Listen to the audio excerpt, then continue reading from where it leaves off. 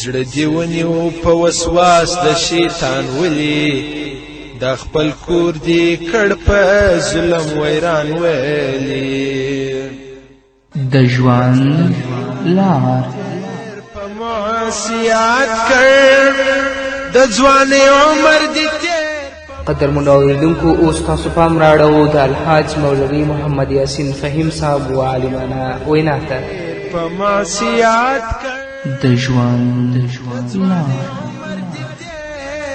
په معصیت په پیر کښې باندې نشوې پښیمان ولي دا خپل کور دې کړ په ظلم ویران ویلي زړه دې ونیو په وسواس د شیطان ولي داخل کور دې کړ په ظلم ویران ولي بسم الله الرحمن الرحيم الحمد لله رب العالمين حمد الشاكرين الصلاة والسلام على سيد الأنبياء والمرسلين سيدنا ونبينا وشفيعنا ومولانا محمد وعلى آله وأصحابه الطيبين الطاهرين قدرمنو اوریدونکو د ژوند د لارې د خپرونې مینوالو السلام علیکم ورحمت الله وبرکاته ستاسو روغتیا او خوشحالي د پاک رب نه غواړم په دې هیله چې د صحت او عافیت جامې په تن ولرئ او خوشحالي مو په برخه وي دا دی زه محمد یاسین فهیم د ژوند د لارې د خپرونې په وړاندې کولو کې ستاسو په خدمت کې یم زموږ د نننۍ خپرونې موضوع بیا هم څو واقعات دي وګورو چې انسان لپاره شیطان څومره ښکاره دښمن دی او تل لپاره شیطان په دې هڅه کې دی چې د الله بندگان د الله رب العزت د دین نه منحرف کړي او هغوی په هلاکت او بدبختي کې ور وغورځوي حضرت وهب رضی الله تعالی عنه په خپل کتاب کې لیکي په مستندو واقعاتو کې هغه لیکي چې په بني اسرائیلو کې یو عابد و چې د هغه په زمانه کې د ده په شان بل عابد بل څوک نه و تل لپاره به هغه دا کوشش کوه چې په خپل ژوند کې الله د خپل نه راضي کړي او د الله اوامرو او د الله احکامو باندې عمل کوه د هغه په زمانه کې د ده په شان بل عابد څوک نه ول په دغه کلي کې 3 ورونه ول او د دې ورونو 3 ورونو یوه خور هم وه او دې 3 ورونو او دا یوه خور چې دوی درلودله دوی ځان ته بل څوک خپلوان او اقارب نه درلودل نو اتفاقي طور باندې دا 3 ورونه یو ورځ لاړل جهاد ته خو په دې سوچ کې ول چې موږ به دا خپله خور چا ته پرېږدو چې د دې سرپرستی به څوک کوي بالاخره دې 3 ورونو ته د دې عابد نه او د دې عبادت ګزار نه بل څوک په سترګو کې ورته رانغلل نو په خپلو کې کېناستل چې د دې عابد نه بل اعتمادي انسان خو زموږ لپاره نشته دی دا خپل خور به دې سره پرېږدو او موږ به لاړ شو د الله رب العزت په لاره کې به جهاد کوو نو دا 3 واړه ورونه راغلل عابد ته د عابد او د عبادت گزار انکار وکړه چې هیڅکله زه دا کار نشم کولی ستاسو خور زه نشم ساتلی بالاخره د 3 ورونو د عابد په دې باندې مجبوره کړه چې د دوی خور به د عابد ساتي نو د عابد او عبادت گزار دا جنۍ په جدا کور کې هلته استوګنه کړه او د هغه لپاره خوراک او څښاک هلته ورستوه او هر څه به یې ورته په دروازه کې ایښودل او بیرته به خپلې عبادتخانې ته راته تر ډېر وخته پورې دا طریقه جاري وه آخر دا چې یوه ورځ عابد ته شیطان راغی وګورئ تاسو د شیطان دښمني قدرمنو اوریدونکو شیطان تل لپاره په دې هڅه کې چې د الله بندگان د اسلام لارې نه منحرف کړي هغه په هلاکت او په بدبختي کې وغورځوي او هغه انسان چې د شیطان ومنله او د الله رب العزت د اوامرو د احکامو نه سرغړونه وکړه الله رب العزت هغه په خپل قهر و غضب کې گرفتاروي اوس به تاسو واورئ نو شیطان عابد ته راغی او دا یې ورته ویلې چې ته خو خوراک راوړې او د جنۍ ته په دروازه کږدې کیدای شي چې کله دا جنۍ خوراک پسې دې دروازې ته راشي چې دا خوراک پورته کړي د بل چا نظر به پرې پرېوځي او دلته به بدنظري وشي نو بهتره دا ده چې ته دا خوراک په خپله دروازې نه دننه وروړې هغې جنۍ ته تسلیم کړي عابد دا خبره ومنله او کور ته یې تلل شروع کړل وروسته د دې به هغه خوراک کور ته دننه وروړه هغې جنۍ ته به تسلیم کړ خو خبرې به ورسره نه کولې شیطان بیا راغی عابد ته وویل چې ته خو خوراک راوړې دې جنۍ ته تسلیموې او بیرته خاموش ګرځې، خبرې ورسره نه کوې، بیرته روان شي. نو هغه عاجزه ده، یوازې په کور کې د څه نه څه خبرې ته هغې سره کوه چې دا پریشانه نشي او الله رب العزت به تا ته لوی اجر درکړي. دا د شیطان نصیحت دی دې عابد ته. نو عابد دا خبره هم ومنله. څه موده پس شیطان بیا راغی دې عابد ته او عابد ته دا ویلې چې دا جنۍ خو عاجزه ده، بېکسه ده، ته دې سره یو ځای په دې کور کې پاتې کیږه، نو ستاسې خوراک او څکاک او ټول معاملات به یو ځای وي. دا ډیره بهتره خبره ده او د دې زړه به هم خوشحاله وي. نو عابد دا خبره هم ومنله، د شیطان دا خبره یې ومنله. شپه ورځ به په دې کور کې دې جنۍ سره یو ځای و. بالاخره د الله رب العزت غضب و لعنت په دې عابد باندې پرېوته. د شیطان خبره یې ومنله. جنۍ ته یې په بده سترګه باندې وکتل، چونکه هغه بېوسه وه، د هغې څوک نه ول. د عابد مرتکب د فساد اخلاقي شه. چې کله مرتکب د فساد اخلاقي شه نو د دې نه یو ماشوم پیدا شه. نو شیطان بیا راغی او دې عابد ته یې ویلې چې دا بچی ته مړ کړه، ځکه که د دې جنۍ وروڼه راشي او دا بچی وویني نو کیدای شي دوی تا په قتل ورسوي. نو د عابد جګ شه هغه ماشوم یې په قتل ورسوه.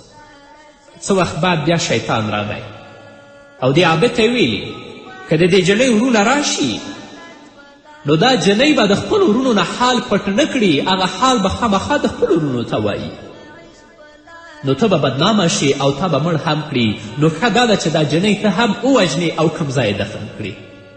نو چې کله د جنۍ وروڼه راغلل نو ته دا ورته ووایه چې دا جنۍ مړه شوه او په فلانه هدیره کې هغه ما ښخه کړه. نو په دې خبره به د ستا وي.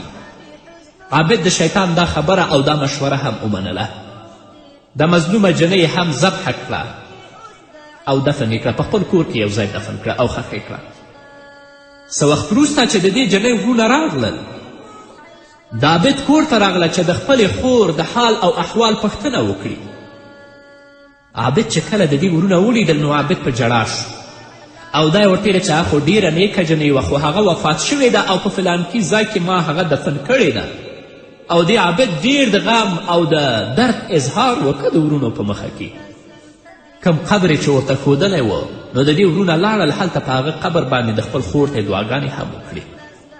نو چې کله وروڼه د شپې کور ته راغلل نو شیطان د یو مسافر په شکل باندې او هر یو ورور ته جدا جدا په خوب کې راغی او دا یې ورته ویلې چې ستاسو هغه خور چې عابد کره وه هغه څه شوه؟ دې وروڼو ورته ویلې چې هغه وفات شوې ده. نو شیطان ورته ویلې چې دا ټول دروغ دي. هغه عابد سره چې ستاسو خور وه هغه عابد په بده سترګه ورته وکتل او بالاخره د ستاسو خور یې ووژنله او په خپل کور کې هغه دفن کړې ده. که ستاسو یقین نه وی نو تاسو لاړ شئ هغه پلانکی ځای تاسو ولټوئ او کوم قبرستان او کوم قبر چې عابد تاسو ته درښودلی هغه ټول دروغ دی، هغه دروغ وایي. نو چې کله سحر شو دوی په دې تعجب کې ول او خپل خوبونه یو بل ته بیان کړل. هغه ټول خوبونه یو شان ول. نو دا وروڼه لاړل، سحر چې شیطان کم ځای ورته ښودلی ول هغه یې ولټوه. نو رښتیا هلته د خپل خور مړه پرته وه او هغه یې راویستله. چې کله عابد ته راغلل، عابد په دې خبره باندې او په خپله ګناه باندې اقرار وکړه. نو دا عابد یې هغه حاکم د وخت او قاضي ته حواله که هغه ته یې وسپاره.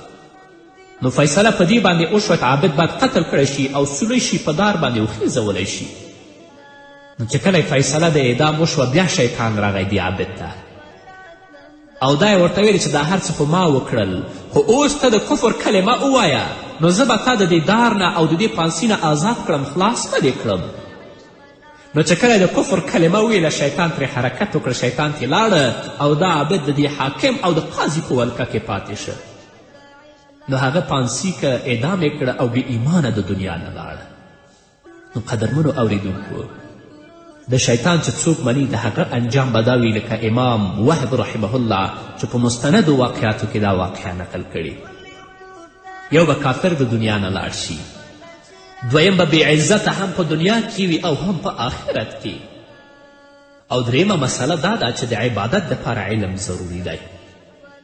ځکه هغه عابد چې هغه جاهل وي، په دین کې پوره معلومات نه لري، د هغه دوکه او د هغه فریب شیطان لپاره ډیر آسانه ده چې هغه د اسلام مستقیم لارې نه منحرف کړي او په هلاکت او بدبختي کې گرفتاره کړي. ځینې نن وروڼه دي چې په دین کې پوره معلومات نه لري او تل لپاره عبادت کوي او یو عالم ته هغوی هم په سپکه سترګه باندې بیا ګوري. نه، د عبادت دپاره علم ډیر ضروري دی، کنې داسې به الله تباه کړي، په داسې کندو کې به وغورځوي لکه څنګه بیت شیطان په خپل هلاکت او بدبختي کې گرفتاره کړه. نو قدرمنو اوریدونکو، د خپرونې په دې وخت کې به راسو لنډې دمې ته. دمې نه وروسته زموږ خپرونه دوام لري، په دې هیله چې تاسو هم زموږ ملتیا وکړئ.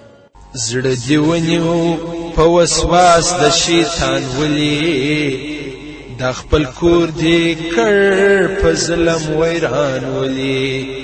زړه دې ونیو په وسواس د شیطان ولي، دا خپل کور دې کړ په ظلم ویران ولي.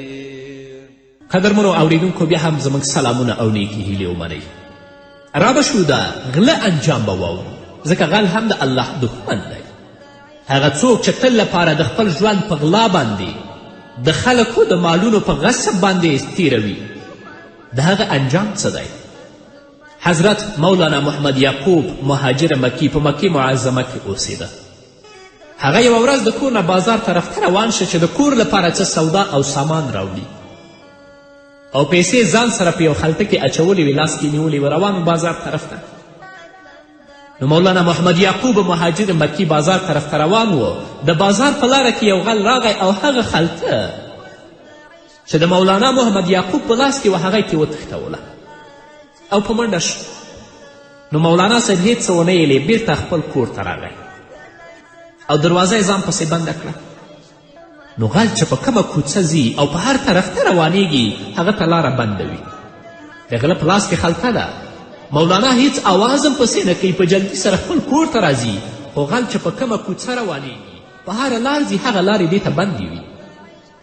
نو چې کله غل دا حالات ویني نو هغه شور کوي او چیغې وهي چې مولانا صاحب لار بنده کړې ده. نو خلک ټول راټولیږي چې مولانا محمد یعقوب مهاجر مکی خو ډېر نیک انسان دی، هغه هیڅ کله د چا لار نه بندوي. خو غل ورته وایي چې نیک به یي خو ماته یې لاره بنده کړې. نو چې کله خلک د مولانا صاحب کور ته راغلل او دروازه یې ورته ووهله، مولانا یعقوب مهاجر مکی دروازه خلاصه نه کړه. بیا خلکو وویل چې د مسئلې د پوښتنې لپاره موږ راغلي یو. نو هغه دروازه خلاصه کړه. خلکو ورته ویل چې د دې عاجز بنده لار تا ولې بنده کړې او دا چیغې وهي چې مولانا زما لار بنده کړې او هغه خلطه د پیسو چې دې اخیستې ده هغه غواړي چې بیرته یې تاته درکړي. مولانا محمد یعقوب مهاجر مکی ورته څه ووایي چې کوم وخت کې دا خلطه د پیسو دې ما نه وتښتوله، په هغه وخت کې ما دې ته هبه کړه، بخشش مې کړه او دا شرعي مسله ده چې هبه بیرته نه واپس کیږي، زه بیرته نشم اخیستلی او هبه کړې مې ځکه دي چې زما د رکو په وجه د محمد رسول الله صلی الله علیه وسلم امتي جهنم ته لاړ نشي.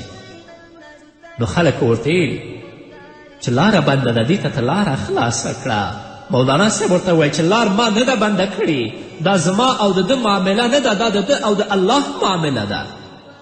توبه دې وباسي، غلا دې نه کوي چې الله رب العزت د دې لارې پرانیزي. نو قدرمنو اوریدونکو، غلا خو هسې غټه ګناه ده. په غلا باندې انسان الله رب العزت په دنیا کې ذلیل او رسوا کوي او په آخرت کې به هم ذلیلوي. او دا خو لا پرېږده چې بیا اهل الله نه څوک غلا وکړي، ځکه الله رب العزت په عالم د دین باندې غیرت کوي. انسان خو د چا په لاره کې دیوالونه نشي جوړولی، خو الله رب العزت د فرشتو په ذریعه باندې هغه ته ټولې لارې بندوي، همې خلک څخه ذلیله کوي او په آخرت کې به د الله رب العزت په سخت عذاب کې گرفتاروي. بله واقعه د بدنظري، څوک چې په بده سترګه باندې څوک چاته ګوري. علامه ابن قیم جوزی رحمه الله په خپل کتاب ضم الهوا کې لیکلي دي چې ابو عمر بن علوان د څه ضرورت لپاره بازار ته لاړه. نو په بازار کې یوه جنازه په نظر راغله چې خلکو روانه کړې، په خپل اوبو یې اخیستې د دفن لپاره یې وړي. ابو عمر بن علوان وایي چې زه هم جنازې سره روان شوم چې کله مړی موږ په هدیره او په مقبره کې دفن که نو د دې نه بیرته سره وګرځېدلم. خو په لاره کې یوه نامحرمه ښځه زما مخې ته راغله چې زما سترګې په هغې باندې پرېوتلې خو ما سترګې بندې کړې. بیا شیطان زه دې ته وهڅولم چې زه بیا ورته وګورم، خو بیا هم ما ورته وکتلې. چې کله زه کور ته راغلم نو زما د کور یوې خدمتګارې ښځې ما ته ویلې چې ابو عمره ستا مخ تور شوی دی. نو چې ما په شیشه کې کتل نو زما مخ په رښتیا باندې تور شوی و او ډیر بد شکله شوی و چې زما رنګ ته او زما مخ ته نه کتل کېدل. خو ما سوچ او فکر کوه چې دا ولې. په آخر کې هغه بدنظري ما ته رایاده شوه چې هغې ښځې ته ما په بد نظر باندې کتلي ول. نو زه په خلوت کې په بیړه کوټه کې کېناستم او د الله رب العزت نه 40 شپې ما معافي غوښتله. او بالاخره د خپل استاز جنید بغدادي ته روانیږي چې کله د هغه دروازه ډبوي نو د تصوف علما دا لیکي چې هغه ته د کشف په ذریعه دا معلومه شوې وه چې ابو عمر د څه لپاره راغلی دی. نو جنید بغدادي هغه ته دا آواز کوي چې ګناه په بل ځای کې او د معافي دپاره وسیله په بغداد کې. نن ورځ خلک په بدبختیو باندې، په مصیبت باندې، په بدنظریو باندې اخته دي خو د خپل انجام نه خبر نه دي چې الله رب العزت به ما سره څه معامله کوي. نن ورځ زموږ په چهرو کې، زموږ په مخونو کې نورانیت نشته، زموږ په مخونو کې ښکلا نشته. دا څه لپاره چې موږ د خپل سترګو، د خپلو غوږونو، د خپلو ژبو حفاظت نه کوو. که هر څومره ظاهري سینګار وکړو بیا به هم موږ بد ښکارېږو، بلکې ذاتي ښایست هغه دی چې انسان د الله رب العزت په عبادت باندې، انسان د الله رب العزت په طاعت باندې د خپل ځان ښایسته کړي. همدارنګه علامه ابن قیم جوزی په خپل کتاب کې ضم الهوا کې بله واقعه نقل کوي چې یو مازن و په بغداد کې او ډیر صالح او نیک انسان و چې د هغه نوم هم صالح و او 40 کاله هغه آذان کړی و. د څه کار لپاره یو ورځ منارې ته خیجي او د هغه جومات تر څنګ د عیسویانو کورونه ول. په هغې کې په یوې جنۍ باندې د دې سترګې پرېوځي او په بد نظر باندې هغه ته ګوري. نو د آذان نه وروسته ورځي د هغې جنۍ د کور دروازه ډبوي. هغه جنۍ ورته آواز کوي چې ته څوک یې؟ دا ورته چې زه صالح مؤذن یم. چې کله هغه ورته دروازه خلاصوي نو دا لاس ورچي او هغه عیسوي جنۍ ورته چې تاسو خو مسلمانان یاست، تاسو خو ډیر دینداره یاست، نو دا خیانت تاسو څنګه کوئ؟ خو مازن د خپل حالت ورته بیان که او د اخلاقي فساد غوښتنه ترې کوي. هغه جنۍ ورته وایي چې هیڅ کله ته ماته لاس نشي راوړی تر څو چې ته خپل دین پرې نږدې. مازن بدبخته چې د الله په غضب کې گرفتاره دی. هغه دا وایي چې زه د مسلماني نه بیزاره یم. ګوره د دوکو او د شیطان د وینا قبلول دي. خو هغه جنۍ دا ورته وایي چې بیا هم زه ستا خبره نه منم، دا خو تا د خپل مقصد لپاره ویلي دي. کیدای شي چې اسلام ته بیرته واپس شي.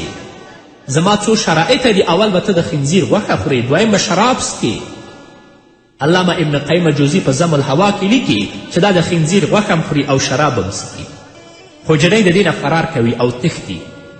او جنۍ دا ورته وایي چې ته بام ته وخیجه تر څو زما پلار راشي کور ته او زما او ستا ترمنځ نکاح وتړي چې په شرعي طریقه باندې ما او تا خاوند او ښځه شو. چې کله د کور بام ته خیجي نو چونکه دې شراب څکلي و، نشه کې و، په ځان نه پوهېده، په بان باندې ګرځېده را ګرځېدو آخر ښکته را ګرځېږي او د دنیا نه سترګې پټوي. نو مسلمانانو ورونو دا ډېر د عبرت اخیستلو مقام دی. د دې دنیا د مسلمانانو نظام اول د شیطان د فتنې نه خراب دی چې شیطان تل لپاره په دې هڅه کې دی چې د مسلمان نظام، د مسلمان دیانت څنګه خراب کړي او دا په هلاکت او په بدبختي کې وغورځوي. دویم د ښځو د فتنې نه، ځکه محمد رسول الله صلی الله علیه وسلم فرمایي چې الله رب العزت بني اسرائیل د دې فتنو د وجې نه تباه کړل. نو الله رب العزت دې موږ ته توفیق راکړي چې د شیطان د جال نه هم ځان خلاص کړو او هغه ښځې چې تاسو غواړي په فساد او په منکراتو کې اخته کړي د هغه د جال نه هم ځان خلاص کړو، بلکې تل لپاره دا کوشش وکړو چې په خپل ژوند کې موږ او تاسو الله د خپل ځان نه څنګه راضي کړو او د الله په وحدانیت باندې، د محمد رسول الله صلی الله علیه وسلم په حقانیت باندې چې اقرار کړی په دې باندې مستقیم پاتې شو چې د خپل پښې موږ او تاسو ونه ښویو. د دنیا په مادیاتو د دنیا په لذاتو او په نعمتونو باندې دوکه نه شو چې خدای مه کړه د دې مستقیمې لارې نه منحرف شو او د الله رب العزت په غضب او په لعنت کې ګرفتار نه شو لکه څنګه چې واقعات تاسو واورېدل. نو الله رب العزت دې موږ ته د نیکو اعمالو توفیق راکړي چې کله د نیکو اعمالو توفیق راکړي الله دې موږ ته ثبات و استقامت نصیب کړي تر څو چې په خپل ژوند کې الله رب العزت د راضي کړو د خپل ځان نه او په آخرت کې سرلوړي الله ته ولاړ اوسو په دې هیله. قدرمنو اوریدونکو دا وه زموږ نننۍ خپرونه چې ستاسو درانه حضور ته وړاندې کړه. تر بلې خپرونې پورې چې زه بیا هم ستاسو درانه حضور ته راځم تاسو ټول په پاک رب سپارم. پاتې ژوند او پاتې ورځم نیکمرغه. الله مو مل شه. دا جهان د محنت سرای دی ژړا بویم دا جهان د محنت سرای دی ژړا بویم دا جهان د محنت سرای دی ژړا بویم دا جهان د محنت سرای دی ژړا بویم شپه او ورځ بې غمه ګرځې خندان ولي دا خپل کور دې کړ په ظلم ویران ویلي شپه او ورځ بې غمه ګرځې خندان ولي دا خپل کور دې کړ په ظلم ویران ویلي خوار وجود دې عبادت لره پیدا شو خوار وجود دی عبادت لره پیدا شو خوار وجود دی عبادت لره پیدا شو خوار وجود دی عبادت لره پیدا شو الوده دی کړ تمام په عصیان ولی دا خپل کور دی کړ په ظلم ویران ویلی زړه دی ونیو په وسواس د شیطان ولی دا خپل کور دی کړ په ظلم ویران ویلی چې نزاد نه راحله تنها سفر کړي چې نزاد نه راحله تنها سفر کړي چې نزاد نه راحله تنها سفر کړي چې نزاد لراحله تنها سفر کړي پیر محمد غریب بنوي حیران ولی دا خپل کور دی کړ په ظلم ویران ویلی زړه دی ونیو په وسواس د شیطان ولی دا خپل کور دی کړ په ظلم ویران ولی